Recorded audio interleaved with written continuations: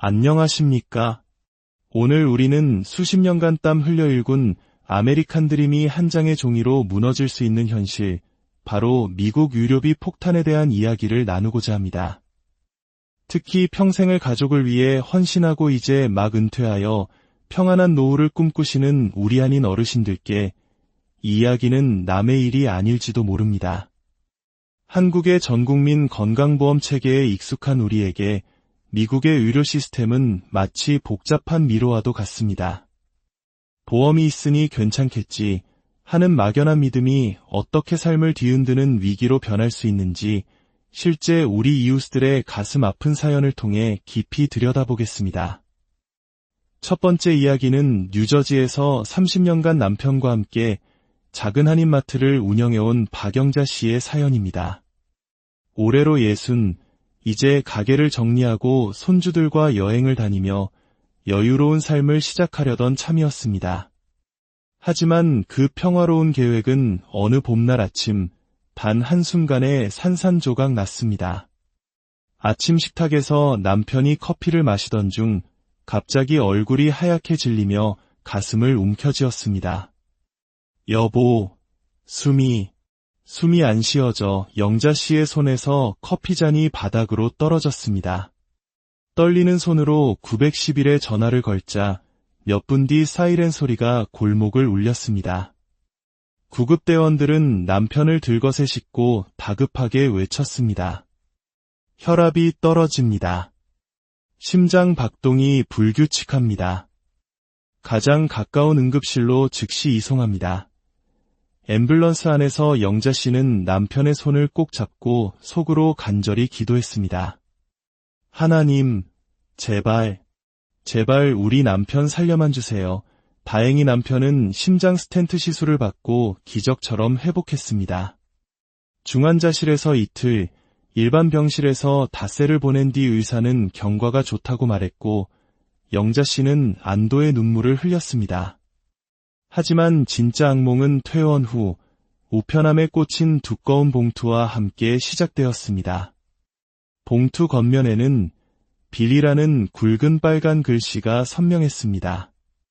조심스럽게 봉투를 연 영자 씨는 그 자리에서 숨이 멎는 것 같았습니다. 청구된 총액은 18만 452달러, 한국 돈으로 2억 원이 넘는 병원비였습니다.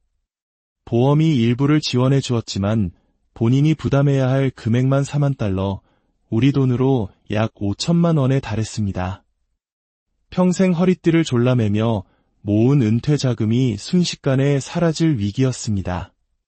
그날 밤 영자 씨는 청구서를 붙잡고 한참을 울었습니다. 다음 날 보험사에 전화해 물었습니다. 왜 이렇게 많이 나왔나요?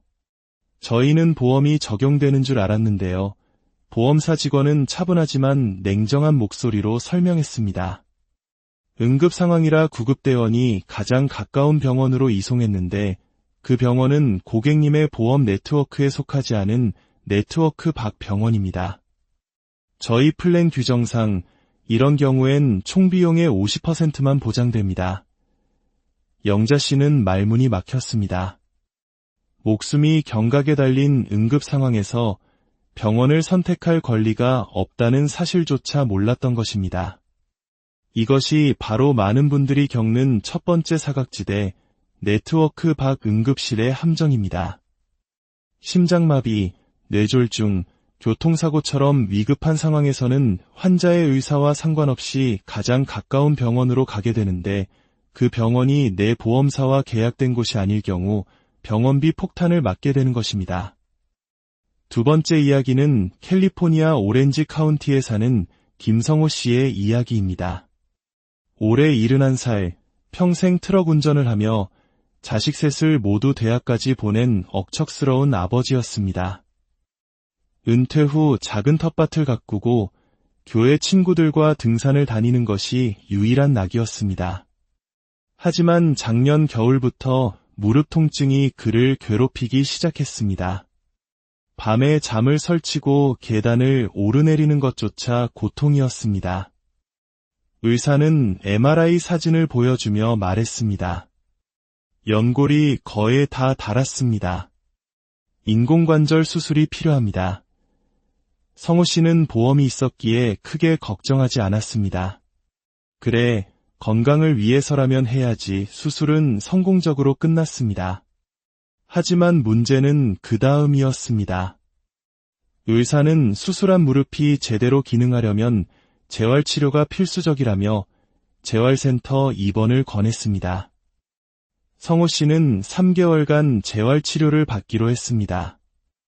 그런데 입원한 지 20일이 지나자 보험사에서 전화가 걸려왔습니다.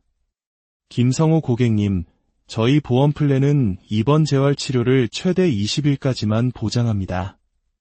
내일부터는 하루에 $450씩 본인 부담금이 발생합니다. 성호 씨는 자신의 귀를 의심했습니다.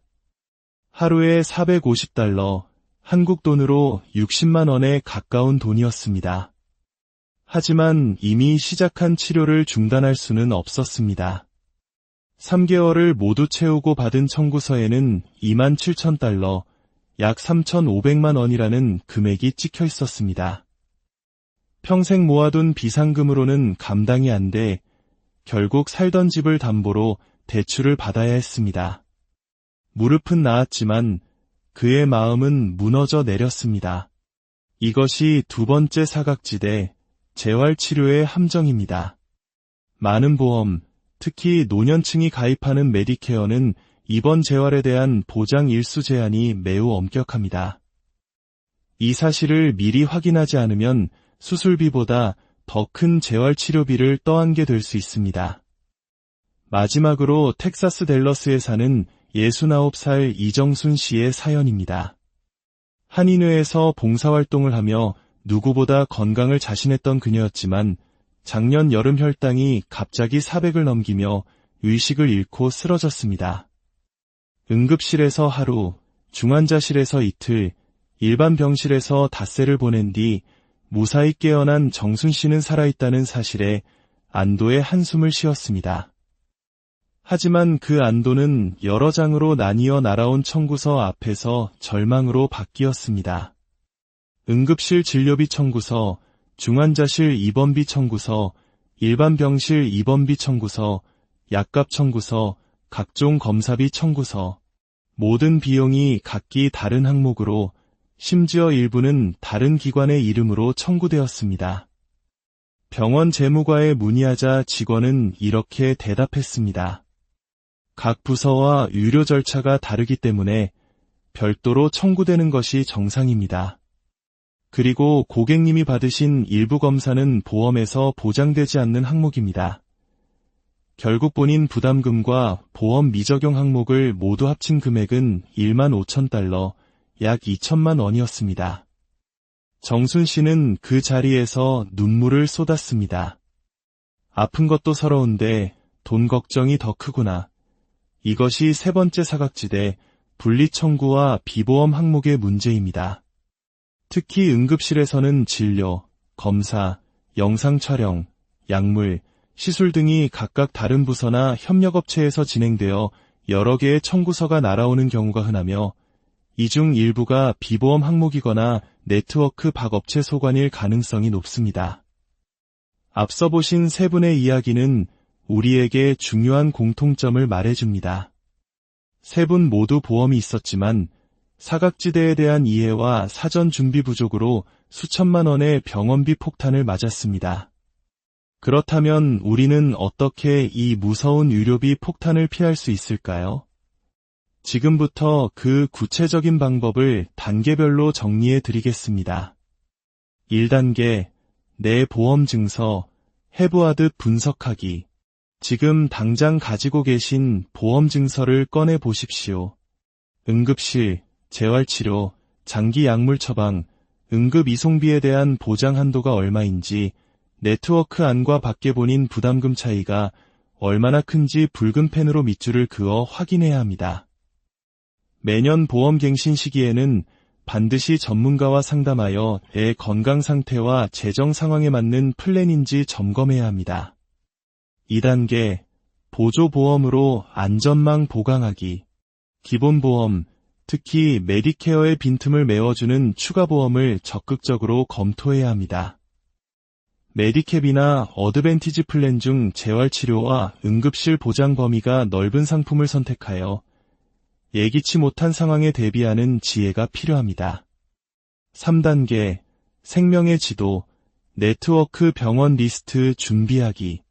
내 보험사가 지정한 네트워크 내 병원과 응급실 목록을 스마트폰에 저장하고 지갑에도 작은 메모로 항상 소지하십시오. 그리고 이 목록을 반드시 가족 모두에게 공유해 두십시오. 위급 상황에서 이 작은 메모 하나가 수천만 원을 아끼는 생명의 지도가 될 수 있습니다. 4단계, 부당한 청구에 맞서는 협상의 기술. 병원비 청구서를 받으면 무조건 바로 결제하지 마십시오. 청구서에는 중복 청구나 오류가 생각보다 자주 발생합니다. 항목 하나하나를 꼼꼼히 살피고 이해가 안 되는 부분이 있다면 반드시 병원 재무과에 연락해 설명을 요구하고 할부나 감액 협상을 요청해야 합니다. 이것은 우리의 정당한 권리입니다. 5단계, 의료비 비상자금, 따로 마련하기.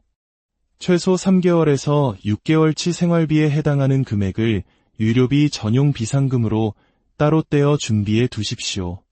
별도의 예금이나 적금 통장으로 묶어두면 급할 때 흔들림 없이 대처할 수 있는 든든한 버팀목이 되어줄 것입니다. 6단계, 최고의 절약, 바로 건강관리. 정기적인 건강검진, 균형 잡힌 식사, 규칙적인 운동만큼 확실한 의료비 절약법은 없습니다. 아프기 전에 미리 예방하는 것이야말로 의료비 폭탄을 피하는 가장 근본적이고 확실한 방법입니다. 사랑하는 교포 여러분, 미국에서 의료비는 단순히 치료에 드는 비용이 아닙니다. 때로는 우리가 평생 일군 노후 자금과 삶의 존엄성을 한순간에 앗아갈 수 있는 가장 큰 위험 요소입니다. 설마 나에게 그런 일이 생기겠어? 하는 안일한 생각이 우리 삶을 위협할 수 있습니다. 준비는 바로 오늘, 지금 시작해야 합니다. 오늘 제가 말씀드린 6가지를 꼭 기억하고 실천하십시오. 오늘 이 이야기가 여러분의 마음에 깊은 울림을 주었다면 잠시 시간을 내어 주변의 소중한 분들에게 공유해 주시길 부탁드립니다. 여러분의 따뜻한 나눔 한 번이 누군가의 평생을 지켜주는 구원의 손길이 될 수 있습니다. 이웃을 사랑하는 마음으로 지혜를 나누는 것 또한 하나님께서 기뻐하시는 일일 것입니다. 앞으로도 여러분의 안정된 이민 생활에 꼭 필요한 현실적인 정보들로 찾아뵙겠습니다. 저희 채널을 구독하고 알림 설정을 해두시면 중요한 정보를 놓치지 않으실 수 있습니다. 여러분의 가정에 하나님의 은혜와 평강이 늘 함께 하시기를 기도합니다. 다음 영상에서 더욱 유익한 내용으로 뵙겠습니다.